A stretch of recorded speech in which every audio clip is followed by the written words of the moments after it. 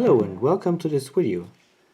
It's about spool pins, about these guys here, about how spool pins work in a lock and how they can be picked.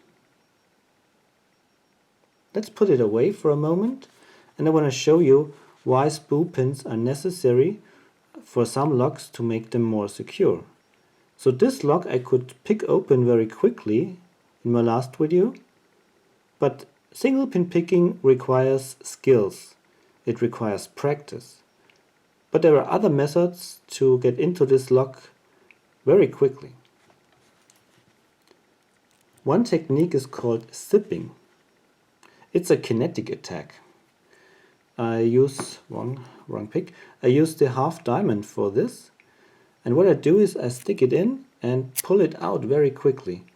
And what I want to achieve is that I want to push or hit the key pin, and the key pin then hits the driver pin. The driver pin goes all the way in towards this direction, so against the spring tension, while the key pin gets reflected, and in this time the shear line here is clear and you can turn the plug.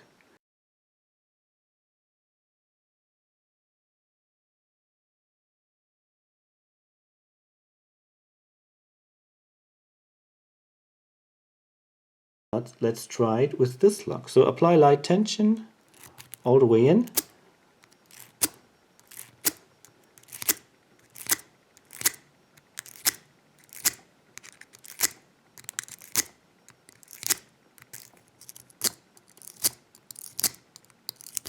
And we're in. It's open.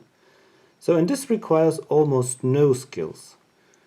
You only have to stick it in, pull it out, stick it in, pull it out, try it a little bit, and you're in. And there's another technique. It's a technique that is not like zipping. It doesn't work with the kinetic attack. It's more like, I would say, arbitrary picking. It's rocking or raking. They're slightly different, but I just want to give you the basic idea. I use a worm for that, and you again apply a little bit of tension here, and you stick it in all the way, and you arbitrarily go up and down and up and down and up and down, and here we are, it's open. So what you do with that procedure, you actually pick it. So with this little mountain here, with this little hill here, with this peak, you push the pin, and maybe you don't set it to the shear line immediately or at the first attempt, but you have a second try and the third attempt, and at some point in time you set it to the shear line, and well, then you can continue with the next stack and so on and so forth, but you don't have to think about that. You only have to do these random motions, and suddenly you're in. So these two techniques demonstrate in an not so precisely manufactured lock why it is quite easy with standard pins to get into. And now let me show you how spool pins can improve this. So the lock is disassembled with all the different parts. The plug, where the key pins are located normally, the housing with the Bible, where the springs and the driver pins are normally located.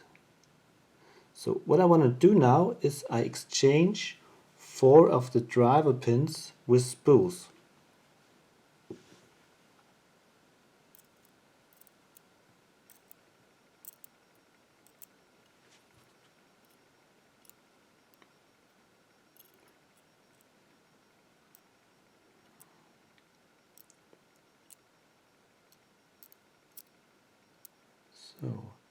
So this is our new lock.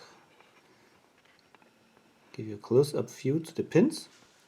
So the last pin is still a standard pin, and I will show you just in a moment why we want to have this, and the rest are spools. Alright, so let me reassemble the lock and I will show you more. Alright, I reassembled the lock, but only with spools. So I left the 5th chamber empty, and we have only 1, 2, 3, 4 spools in the chambers of the Bible. And now when we turn the plug, we can see that it moves quite a good amount. And this movement is not desired. So that's why normally locks with spools have at least one standard pin. And I will disassemble the lock again to show you why this floppiness, or how this floppiness actually comes from.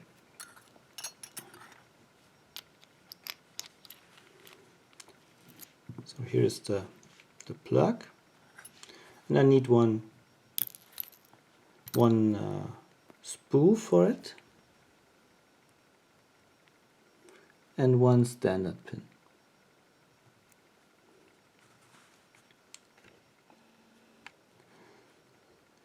So you can see the standard pin, the regular pin, has almost the same diameter as the chamber in the plug, and it moves not so much. But with a spool it's different. It hangs with its body, with its small diameter here, at the edge of the plug, and it moves around quite a big amount. So that's the reason why the plug is so floppy when only spools are in.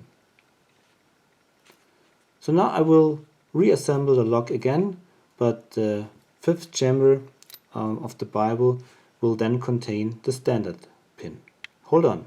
Alright, so the lock is reassembled, and I've inserted the standard pin here at position 1 for demonstrational purposes later on.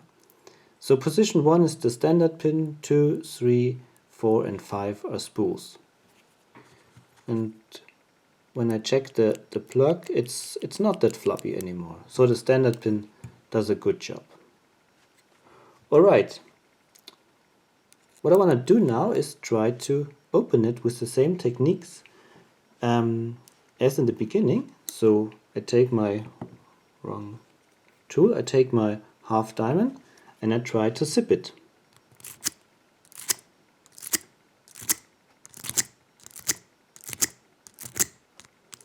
And it doesn't work, but as you can see, the core turned a little bit as I have managed to set position 1, the standard pin. And when I do this, what happens then is that all spools are, well, some kind of frozen. So they hang with their small body at the edge of the chamber, and the core turns a little bit as if no standard pin were in this lock. And this is what is called a false set. So the core turned a little bit but doesn't want to go any further. And when I still apply tension, when I constantly apply tension and continue with zipping, nothing happens. So with this, the spools cannot be set. So this is a very good measure against zipping attacks. Okay, let's try the rocking or raking technique. So arbitrary picking.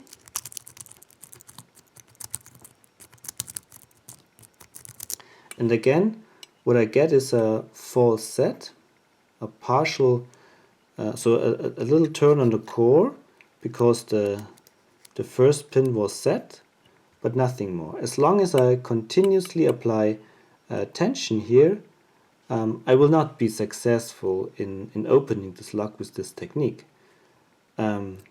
Because as long as I apply tension, the core is turned at this amount, at this degree, and the spools hang on their edge and will not go through the holes, through the chambers.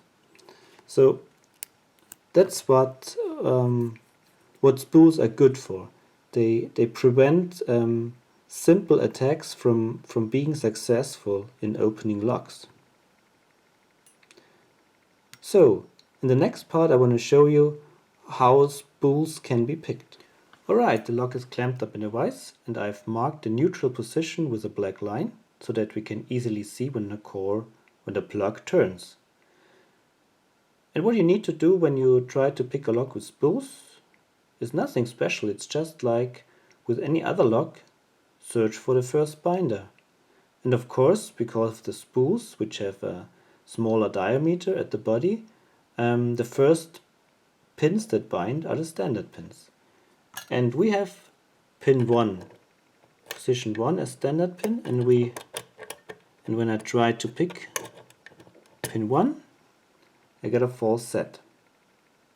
False set means that now we are actually at the end position of the floppiness, and now the spools hang on their thinner middle part.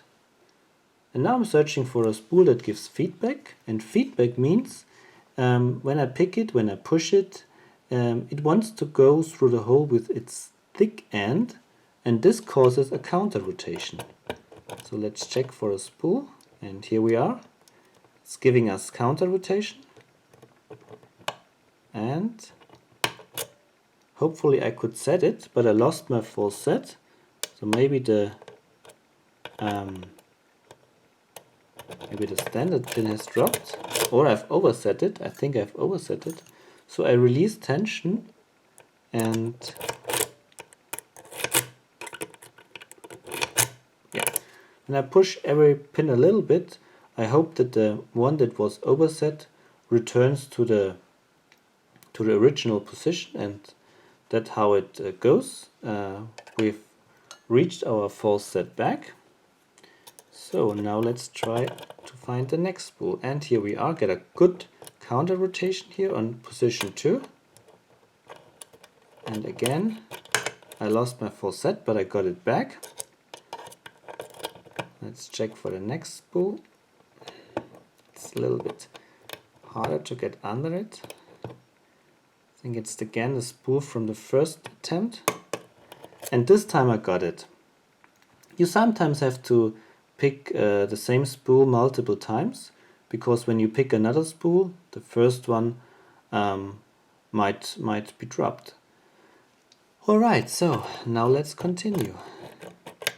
All the way back, check for the next spool, and here we are. It's giving us counter rotation, and it's open. So it's not that difficult. The procedure is as follows. Just search for the first binder, and the first binders will be the standard pins. Once you get a false set, search for the first pin that gives you feedback, and feedback means counter rotation. Try to carefully set that spool. Sometimes you lose your false set, then you might have overset it, or you lose your false set because the standard pins have dropped. So when you've overset, you can recognize this by many other pins that are springy suddenly. So then you have to release tension and zip a little bit. And when the standard pin has dropped, just set it. Alright, so picking locks with spools are not that difficult. There are other pins that are much more difficult in other security mechanisms, but picking spools is actually really fun. I like picking spools a lot. Okay, so now let's have a look at the lock and pin simulator to get an impression on how it looks like in the chamber when you pick a spool. So this is the simulation part. I have a pin stack here with a spool, and let's assume that this is the binding one. So when we apply tension, we get a false set, indicated by the black line here. And the reason is because the spool has a thin part in the middle, so it won't stop here at the shear line. And it can angle because the diameter here at the end is a little bit smaller than the diameter of the chambers. And this is for all pins, because otherwise they would not easily go through the chambers anymore.